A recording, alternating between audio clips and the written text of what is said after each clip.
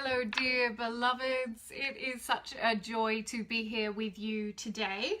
And I wrote myself a few notes for this one because there's some big things that have been going through my head, and you know, whenever big things go through my head and my heart, my great joy is to share them with you because, you know, part of my responsibility, I feel, is to, you know, make sure that everything is congruent between what I offer and who I am and what my belief is. You know, Caroline Myss tells us that faith is active, and what that means to me is that we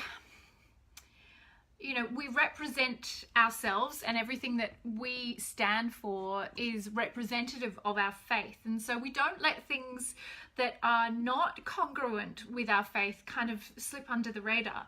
And I've had a big up-leveling in the last few weeks attending the Science and Spirituality Conference in Canada, Vancouver Island to be precise, and that was a big conscious choice to invest in my own spiritual development and professional development, and to spend time with the leaders in my industry. And I feel enlivened and invigorated, and lots of great changes are happening in I Am Spiritually Fierce, my group today. We've up-leveled the theme days, and today is now Group Intention Tuesday, inspired by the work of Lynn McTaggart. It's very important to me that everything that I do is about service. How may I be of service to a world that is in extreme time? I don't know if you've noticed, but we live in an extraordinary age, and our capacity to apply our spirituality is where our spirituality becomes real to me. So it is not enough, and you've heard me say this before, for us to simply show up to our spiritual practices as a way to try and attain more at the level of the dream. Now, if you haven't heard me use that term, the dream, then what I'm referencing is the idea that 3D reality is simply an illusion. It's an illusion that's a training ground for our consciousness, and it's a dream. And currently we inhabit a nightmare for the majority of the planet. And because the first immutable law tells us that there is only one of us here, that all is of the one mind, it's impossible for us to want to attain for ourselves what we do not want for all. And so the most powerful way for us to change the world, in my version of spiritual activism, is primarily to choose to hold a vibration that is love-based, not fear-based. But I do that not with this idea that as long as I'm not in fear, everything else is cool, but that choice to meet my own fear is how I most powerfully serve and how I accelerate the awakening for everybody else. So I want to talk about the future of intuition.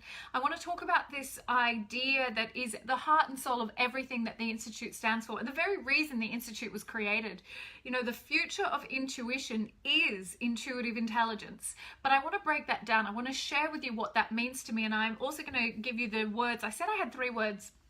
I actually only have 2 words right now. There was another word and I didn't write it down. There's a lesson for us. If you don't write it down, the words go out of your head.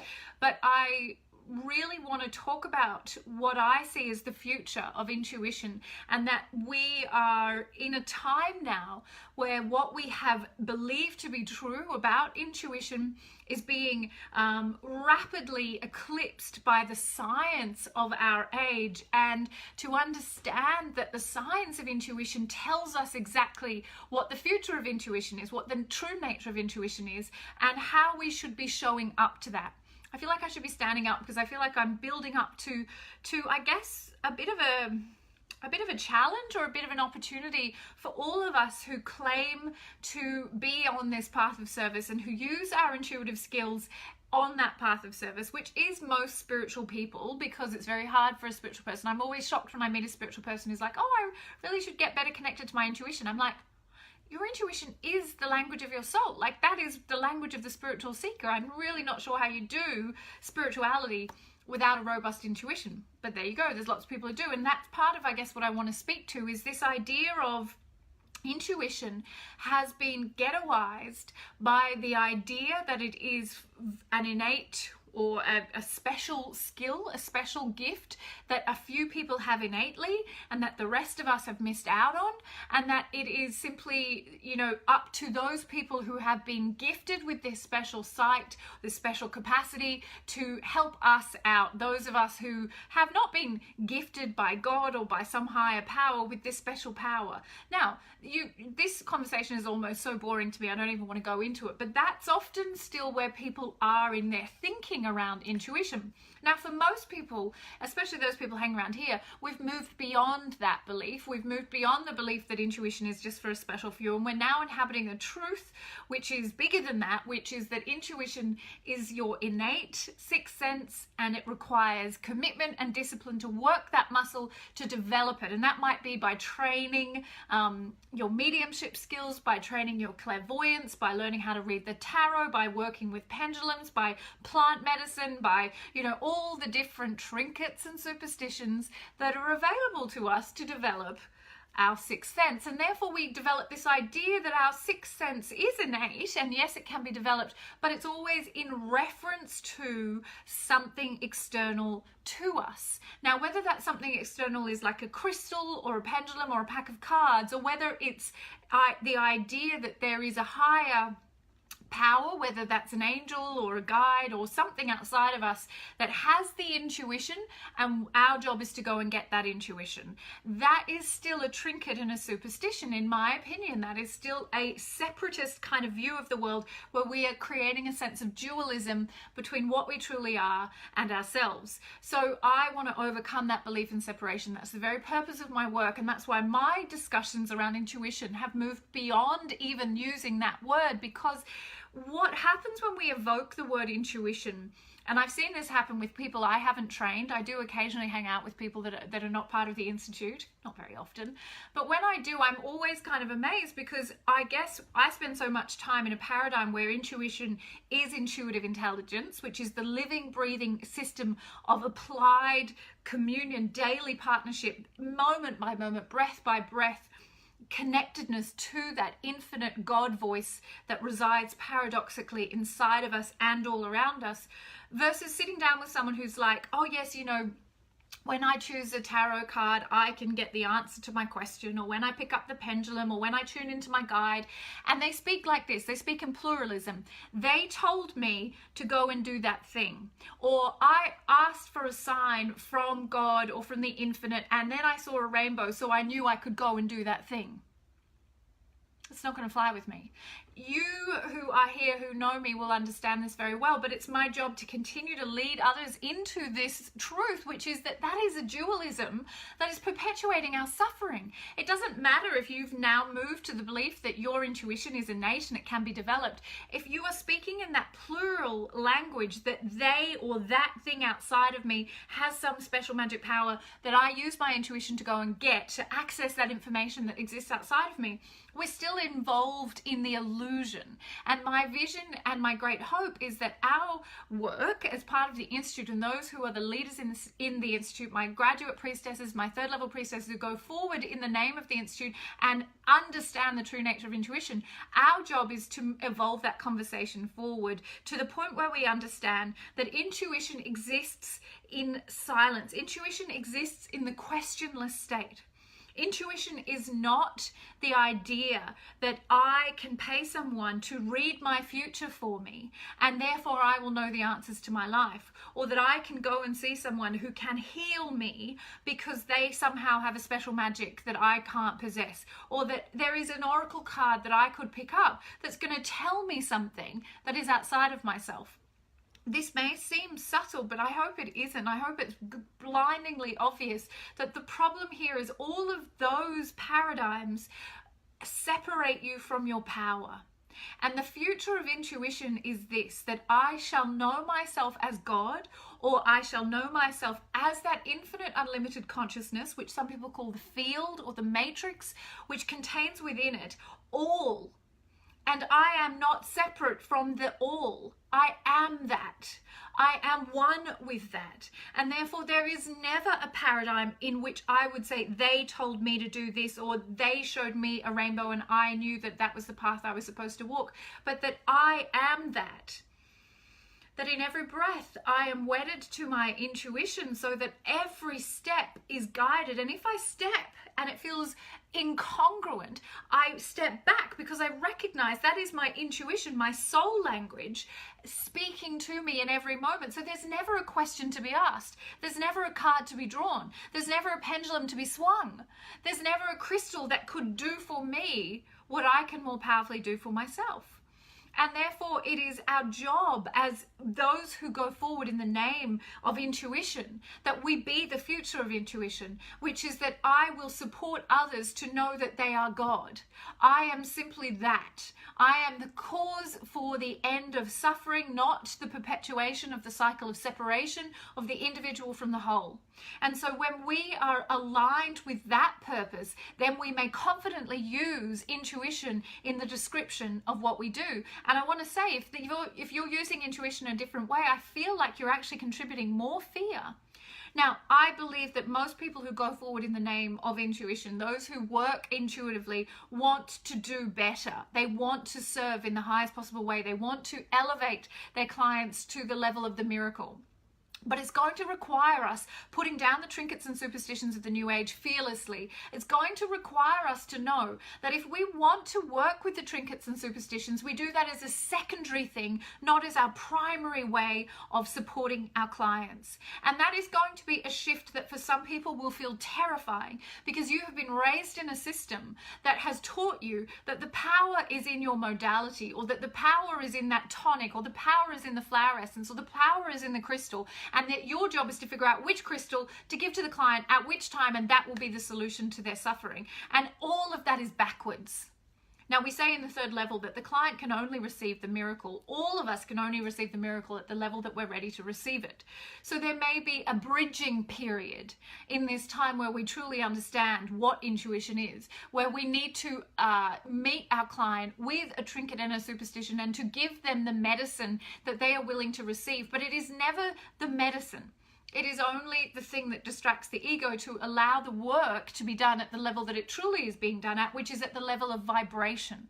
So if you go to see someone who claims to work with their intuition and they put more fear into your field than love, and they lower your vibration by telling you things about your future, about dead rallies, about thought forms, about, psychic attack, about, terrible things that might be happening to you as a result of you not being aware because you don't have the power and they do, then you are needing to reassess the way that you work and what's in it for you to put more fear into someone than love. Now, this is very, very different to the paradigm of guiding or scaffolding someone whilst they meet the subconscious fear programs that are running their lives and ruining their lives most of the time.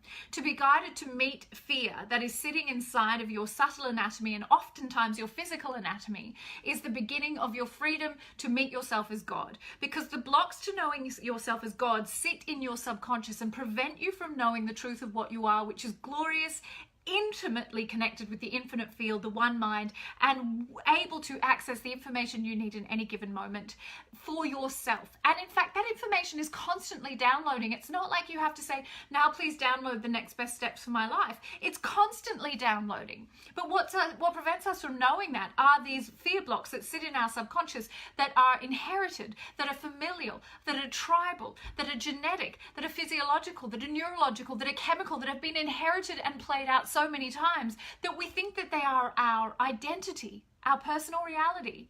But they are not. They are borrowed limits that keep us inside a parameter or a prison that is simply telling us a false reality. And people who use intuition to keep others in that prison are simply not understanding the responsibility that they have. If you go forward in the name of intuition, this is your invitation this day to put down the fear, to investigate, why am I contributing more fear than I'm contributing love to the world? And to really ask yourself, what of the practices and tools that I use are are bringing more love and what are bringing more fear? What are allowing people to think that there is a something outside of them that has the answer to their problems? And what is it that's actually going to call that person to take full responsibility for their power and their purpose, and not to believe for 1 second that another person or another tool or another crystal or another, tonic could possibly be more powerful than them fully recognizing, realizing, and inhabiting the truth that they are God. This is the future of intuition, and this is what I stand for. And so this September in Tuscany, I am holding the first ever Intuitive Intelligence Symposium. And leading up to that, I'm going to be sharing a lot of information about what intuitive intelligence is, because in the way that I teach it, intuitive intelligence is the next step on from that very broken idea of intuition.